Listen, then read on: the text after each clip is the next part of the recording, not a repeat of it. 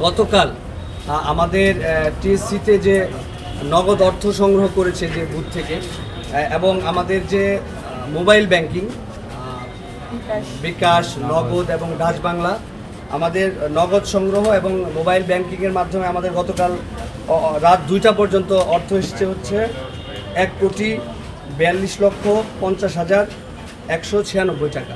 এটা ছিল আমাদের গতকাল রাত 2টা পর্যন্ত, সকাল 10টা থেকে রাত 2টা পর্যন্ত মোবাইল ব্যাংকিং এবং টিএসসি নগদ অর্থ সংগ্রহের এই অ্যামাউন্টটা।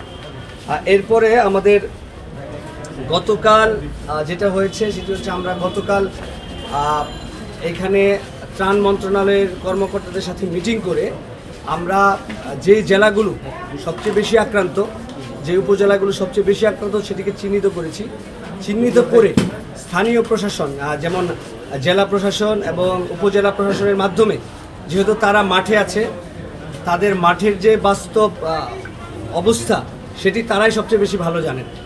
আপনারা ইতিপূর্বে জেনে থাকবেন, আমরা গত পরশু আমাদের এখান থেকে যে 4-5টি ট্রাক গিয়েছিল, সেখানে কিন্তু আমাদের ভলেন্টিয়ার টিম গিয়েছিল, যেটি যাওয়ার ফলে যেটি হয়েছে তারা আসলে নিজেরাও এখানে বিপদের সম্মুখীন হয়েছেন। আমরা রাতে 24 ঘন্টার মধ্যে গতকাল এই ভোর 4টায় আমরা যোগাযোগ করতে পেরেছি যে তারা সেখানে খুব একটা ভালো অবস্থায় নেই।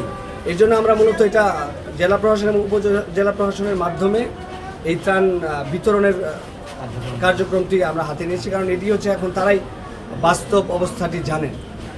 এরই ধারাবাহিকতায় গতকাল আমাদের টিএসসি থেকে 20টি ট্রাক আমরা পাঠিয়েছি দেশের যে আক্রান্ত জেলাগুলো আছে, উপজেলাগুলো আছে, সেখানে ত্রাণ মন্ত্রণালয়ের তথ্যের ভিত্তিতে।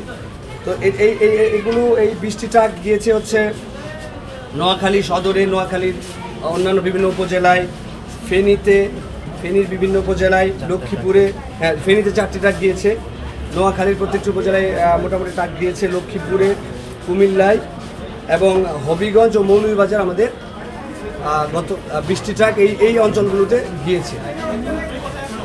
এখন এটি হচ্ছে আমাদের গতকাল রাতে যেই কার্যক্রম সেটির আপডেট। আর আজকে আমাদের যে কার্যক্রম সেটি সকাল 10টা থেকেই শুরু হয়েছে। এ ব্যাপারে যে টিএসসিতে বুথ রিলেটেড এবং ওইখানের টিএসসির যে